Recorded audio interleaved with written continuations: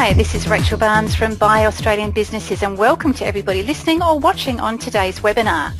If you don't know who I am, I'm an entrepreneur and a property investor. I've got some businesses as well, and I'm a co-author of 5 different books. I'm a regular interviewer for Property Women and now also for Buy Australian Businesses. And that's because my passion is talking and networking with like-minded women and men, but particularly women, because we talk so much more than men sometimes.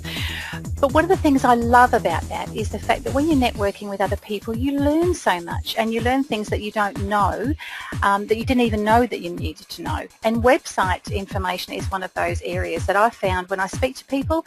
They know perhaps a little bit about websites, about doing them, and they have a lot of fears around it, a lot of negative beliefs.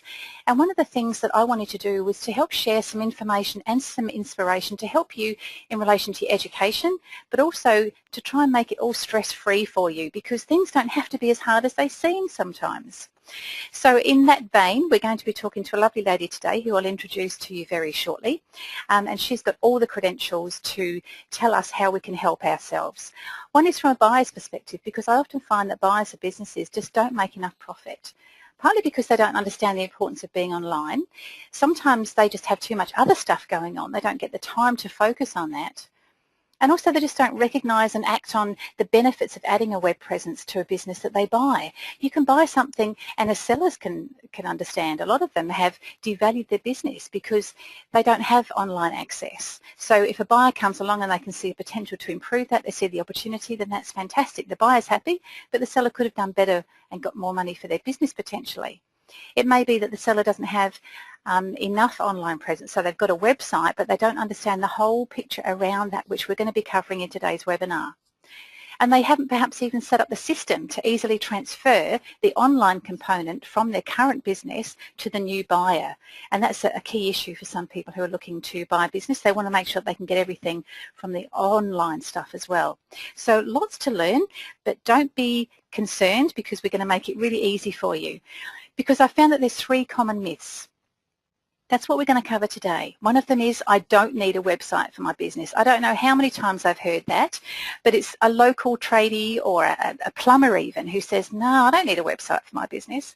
Well, I can tell you the other day I needed a plumber, and I tried to get a few people on the phone. I couldn't get through to them. I ended up going online. I found this guy. I could actually set appointments online, and he also was able to give me quotes online without him ever talking to me, but I could actually find out roughly what it was going to cost and then choose to have them come along. So don't underestimate the power of being online, even from a tradie's perspective.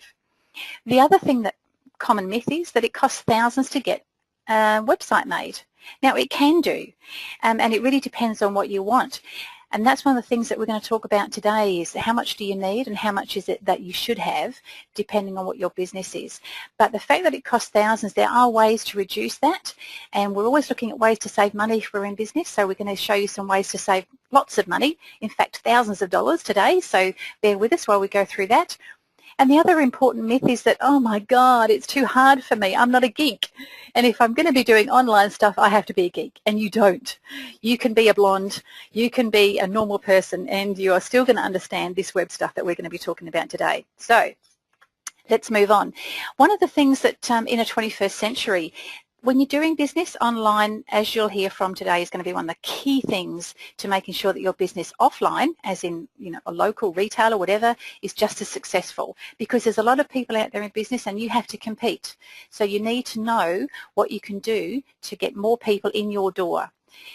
You can either see websites and web presence as a problem, or you can embrace it as an opportunity. And what we're going to be doing today is embracing that opportunity, because you don't need to be a geek, remember, to make money online.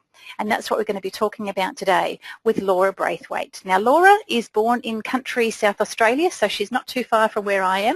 But if you're from a national company, don't worry, she can help you too. And she's always been surrounded by small business. So she was fascinated by the models and the branding, and that took her to doing a Bachelor of Management in Marketing and minoring in small business at the University of South Australia, and eventually starting up her own business, Southern Exposure, in 2007. Now, Laura's worked for businesses in all manner of industries, so she's got a lot of experience, but with a particular focus on making 21st century marketing tools to be easy, to be effective, and to be in reach of small, local and regional businesses. She's also studied copywriting under renowned copywriter, author and speaker Brett McFall. I've been to a couple of his events and he really teaches some great stuff. So she's got all of that behind her. Laura is a certified practicing marketer and an associate of the Australian Marketing Institute. So she's really qualified to help us today. Welcome, Laura Braithwaite. Oh, thank you, Rachel, very much for that fantastic introduction. And I'm also a blonde, may I add, so I'll add that to my list of credentials as well. That's great. So it's more than just a website, you were saying. So we're going to be talking today about secrets to online success for small businesses and talking about the fact that website designers often don't want you to know this because that's obviously where they make their money. But tell us more about that. So what do you mean by it's more than just a website? What I mean by that is that the internet really presents a major opportunity for small businesses, and for marketing smarter, I like to call it.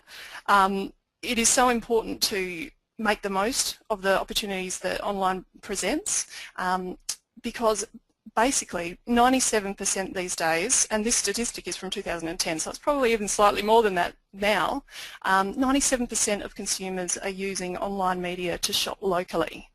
So at the end of the day, if they're not finding you, they will find your competitor, and that's just a fact. Yeah, so, you know, people that say that they don't need to be online, they've really got a different thing coming, haven't they? Absolutely, definitely. So what do they do? Well, really making the most of the internet involves having more than just a website. So what you need are two things. The first thing is an effective web presence. So that involves having a more holistic view of what the web is and what the opportunities are that it presents. So it's not just a website. Great. Yeah, so the main benefit of having a holistic web presence, approach to web presence, is the fact that you end up with lots of hot little leads on your doorstep. So web presence equals web presence. Play on the spelling there, but it's absolutely true. You'll end up with lots of little leads in your inbox just seemingly coming out of nowhere if you manage your web presence correctly. It's an incredibly powerful tool. But the second really important thing to be aware of is that you need to have an action plan for continual improvement. Online, it's not good enough to just set and forget. You need to be constantly aware that it's not just what you're putting out there, but it's what other people are putting out there as well. Yeah, surprising how much things change so quickly, but I understand that, you know, having that change to your website does a couple of things for you anyway, doesn't it? But tell us a bit more about the web presence. I mean, what do you mean by web presence? Absolutely. Yeah. Well, there's quite a few, what I like to call core components to a web presence.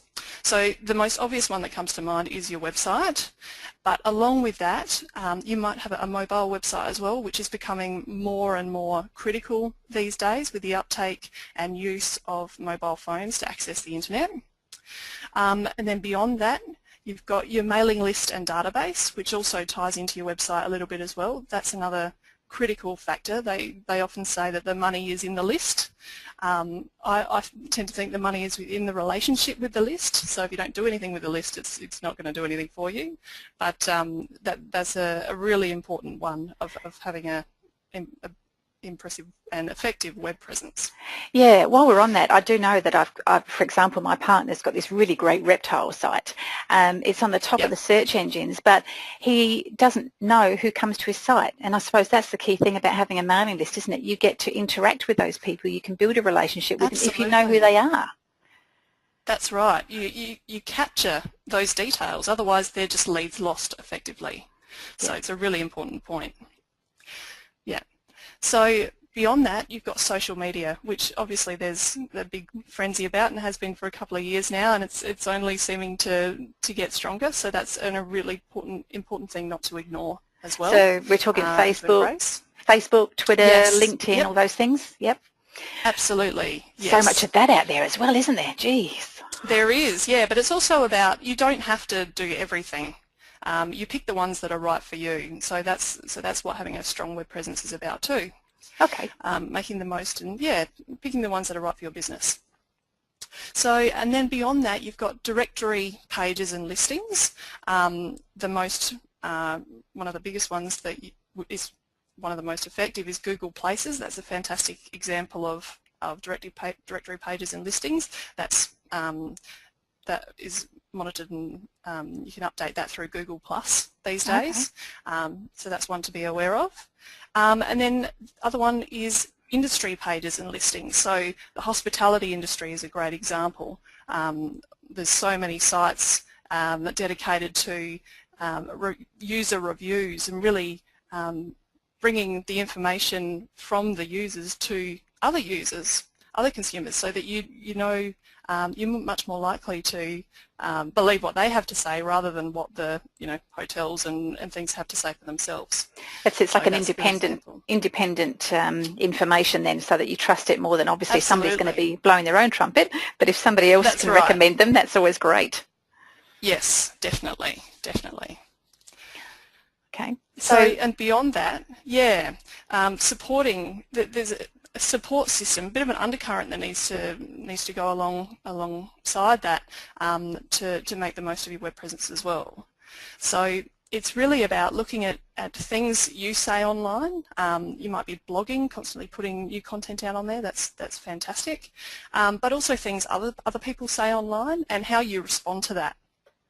So I won't go into too much detail, but a few other things are your email signature. That's a really important one that a lot of people don't even think about, but a huge opportunity to advertise to people for free on a daily basis. I must say I was quite surprised, as I mentioned before, I've been with Property Women, and we have a lot of traffic to that website, but didn't always sell that much because you had to go through a few clicks to buy something.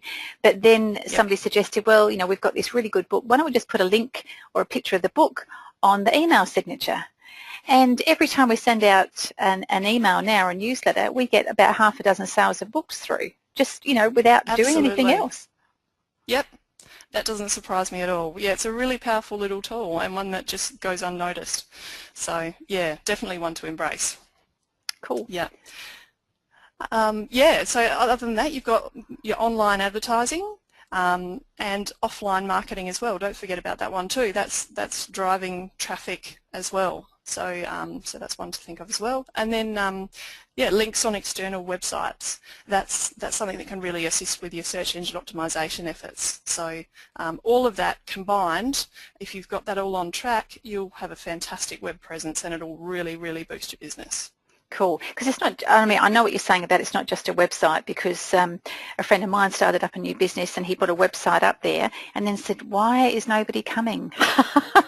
Yep, it doesn't happen automatically, contrary to what maybe people think, yes. It's like I've walked out the door but nobody knows I'm here. Why aren't I a millionaire yet? Yeah. So I suppose that's one of the things, why do you need an effective web presence? And that's one of the things I'm expecting. Yes. Definitely. Yes. Yep. Absolutely. To be found and to be within that consideration set of potential customers. And there are people actually out there who are actively seeking your products online. And if you don't have a web presence, then you've got no way of knowing that, no way of tapping into that. So it's just essential.